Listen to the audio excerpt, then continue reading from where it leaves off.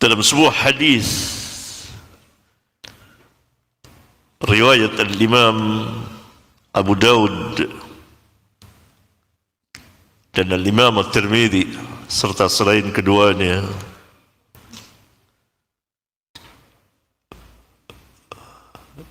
dari jalan Abdullah bin Amr ibn al-As radhiyallahu anhuma, dari Nabi sallallahu alaihi wasallam, beliau bersabda, ar-rahimuna yarhamuhumur rahman.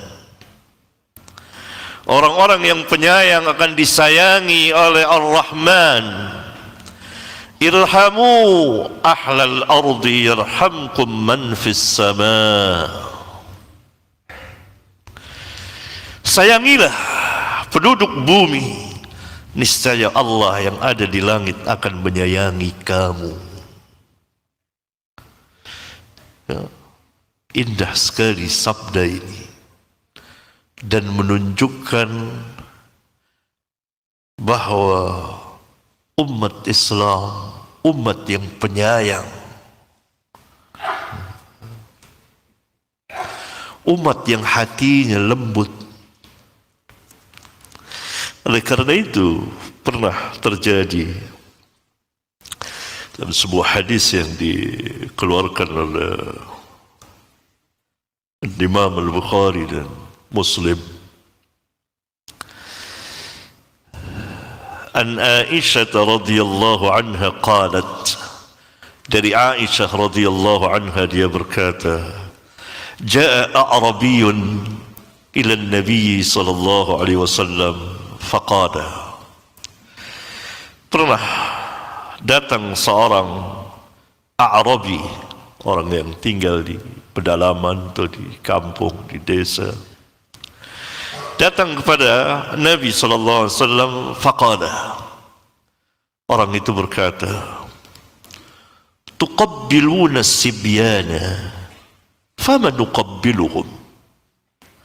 Kamu ini, kata A'rabiyun itu, biasa mencium anak-anak kecil kamu, kami tidak. yakni Nabi SAW menumpahkan kasih sayangnya, sangat belas kasih kepada anak-anak, digendong cucunya, dicium, dipeluk gitu. A'rabiyun ini heran, Nabi bersama para sahabatnya begitu kasihnya terhadap anak-anak, sehingga A'rabiyun itu mengatakan tuqabbiluna dengan bentuk jamak, kamu ini masyarakat yang biasa yakni mencium anak-anak kecil kamu, tanda kasih sayang. Adapun kami faman nuqabbiluhum. Apa jawab Nabi sallallahu alaihi wasallam? Faqala Nabi sallallahu alaihi wasallam, awa amliku laka an naz'a Allahu min qalbika ar-rahmah. Apalah dayaku ketika Allah telah mencabut, ya apa dayaku untuk menolongmu ketika Allah telah mencabut rasa kasih sayang dari hatimu. Padahal A'rabiyun itu hanya mengatakan faman nuqabbiluhum. Kata Nabi, apa dayaku apabila Allah telah mencabut kasih sayang dari hatimu, sehingga engkau menjadi keras hatimu, tidak mau menumpahkan rasa sayang seperti mencium, memeluk anak-anak. Itu menunjukkan kasih sayang orang itu dicabut oleh Allah dari hatinya. Nah, sekarang kita menyaksikan kekejaman di permukaan bumi dari orang yang paling keras permusuhannya kepada orang-orang yang beriman, yaitu orang-orang Yahudi.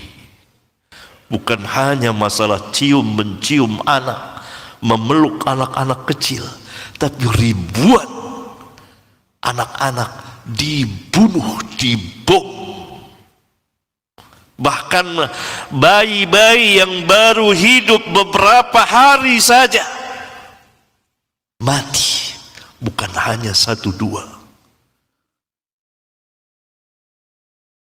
hilang rasa kasih sayang itu dari orang-orang yang paling kejam ini. Allah Subhanahu wa taala berfirman dalam Al-Qur'an, la tajidanna ashaddan nasi adawatan lil ladzina amanu al-yahud wal ladzina asyraku. Sungguh kamu akan dapati sekeras-keras manusia permusuhannya kepada orang-orang yang beriman, al-Yahud, orang-orang Yahudi, dan orang-orang musyrikin. Al-Quran.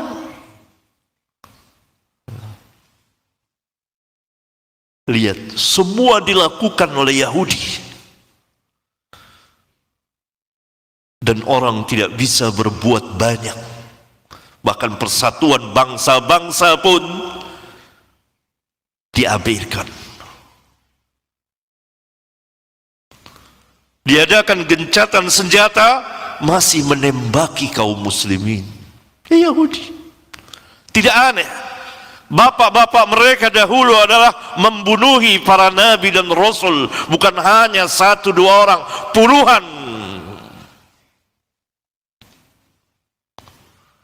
Karena itu kaum muslimin harus membantu.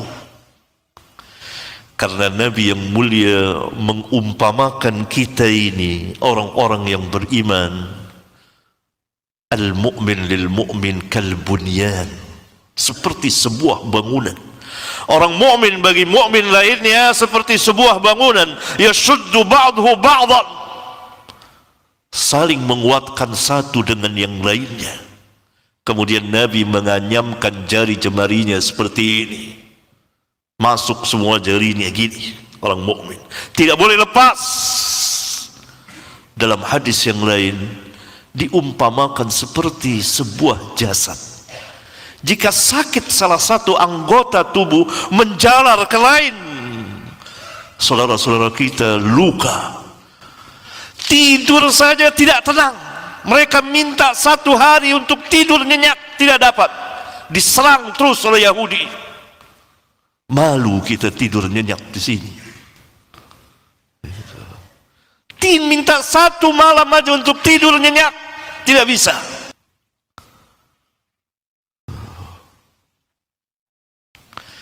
Kita satu jasad, seluruh kaum muslimin.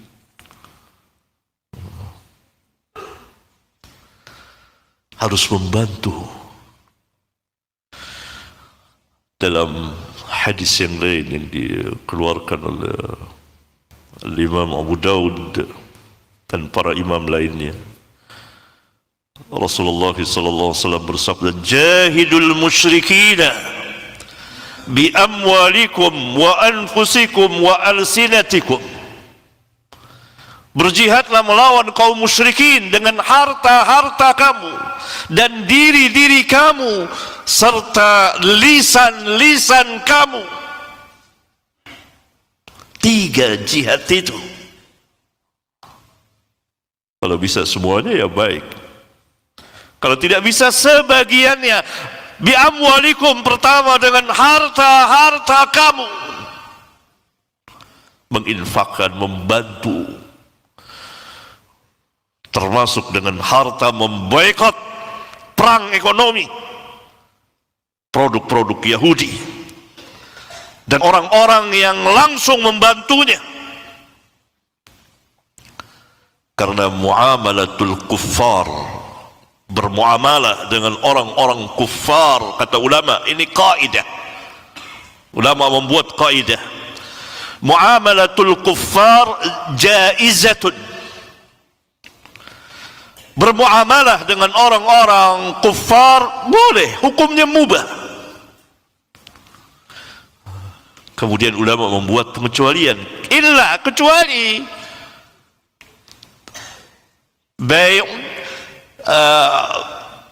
kecuali jual beli perdagangan yasta'inu bihi ahlul harbi alal muslimin. Kecuali jual beli yang dapat membantu dengannya ahlul harbi, Ahlul harb jadi orang-orang yang sedang berperang dengan kaum muslimin, alal muslimin, untuk menyerang kaum muslimin. Itu tidak boleh, diharamkan. Kalau jual beli dengan mereka, perdagangan dengan mereka dapat membantu mereka untuk mencelakakan, membinasakan kaum muslimin, tidak boleh. Masuk dalam firman Allah, wala ta'awanu 'alal itsmi wal 'udwan. Janganlah kamu saling tolong menolong dalam berbuat dosa dan permusuhan. Hukum bermuamalah dengan mereka, dan Nabi SAW pun bermuamalah dengan mereka selama tidak ada illah, jaizah, mubah, boleh, jaiz. Tetapi kalau dengan sebab bermuamalah itu menguatkan mereka, membantu mereka untuk membinasakan kaum muslimin, terlarang jelas. Pertolongan langsung. Maka orang-orang yang ahli ini harus meneliti mana produk Yahudi, mana produk-produk yang membantu Yahudi, yang membelikan pelor-pelor senjata kepada Yahudi, agar kita menyetopnya. Karena ini termasuk jahidul musyrikina bi amwalikum, berperang melawan kaum muslimin dengan harta-harta kamu. Selain menginfakkan, perang ekonomi, memutuskan perdagangan, itu bi amwal.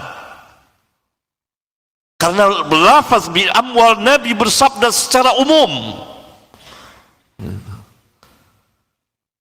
Mengapa jihad itu ada perang harta? Karena orang-orang kufar menginfakkan harta-harta mereka untuk memadamkan cahaya Allah, agama Allah.